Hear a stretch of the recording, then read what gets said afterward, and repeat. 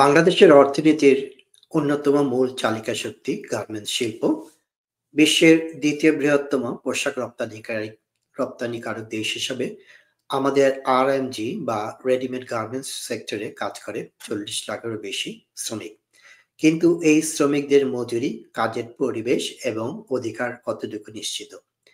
পাশের দেশ ভিয়েতনামের গার্মেন্টস শ্রমিকদের সাথে তুলনা করলে সেটা বোঝাটা সহজ হবে। আজকের ভিডিওতে জানবো আরএমজি সেক্টরের কিছু অদেখা চিত্র। 2023 সালে রানা প্লাজা ধসে 1138 শ্রমিকের মৃত্যু হয়, যা বিশ্বকে নাড়া দিয়েছিল ব্যাপকভাবে। এরপর বাংলাদেশের গার্মেন্টস ফ্যাক্টরিগুলিতে নিরাপত্তা সংস্কার চালু হয়।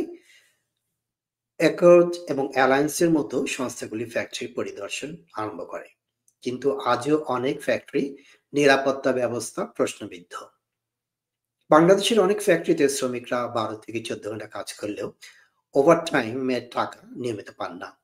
নিরাপত্তার ব্যবস্থাও অনেক ক্ষেত্রে প্রচন্ড দুর্বল, এবং এটা আমরা সবাই জানি যে তারা বেতনও অনেক সময় সঠিকভাবে সময় মতো পান না।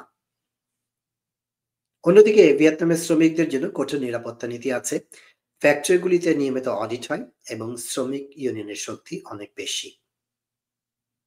বাংলাদেশের গার্মেন্টস শ্রমিকদের ন্যূনতম মজুরি 12,500 টাকা, যা ভিয়েতনামের তুলনায় প্রায় 40 ভাগ কম। ভিয়েতনামের শ্রমিক ইউনিয়ন শক্তিশালী, তাই তারা দর কষাকষি করতে পারে, কিন্তু বাংলাদেশে ইউনিয়ন করার সুযোগ বেশ কম এবং অনেক সময় মালিকপক্ষ প্রতিবন্ধকতা তৈরি করে। ভিয়েতনামের শ্রমিকরা তাদের অধিকারের জন্য সংঘবদ্ধভাবে লড়াই করতে পারে, কিন্তু বাংলাদেশের শ্রমিকদের সংগঠিত হওয়ার সেই সুযোগ একেবারেই কম।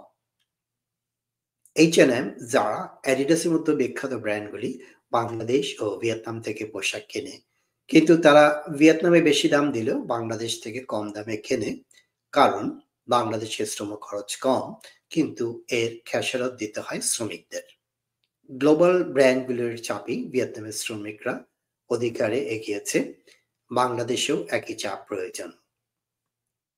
বাংলাদেশে আরএমজি সেক্টরে অর্থনীতির জন্য অপরিহার্য, কিন্তু শ্রমিকদের অধিকার, মজুরি এবং নিরাপত্তা নিশ্চিত না করলে এই সেক্টর টেকসই হবে না। ভিয়েতনামের মডেল থেকে আমরা কি শিখতে পারি? আপনারা আপনাদের মতামত অবশ্যই কমেন্ট আকারে জানাবেন।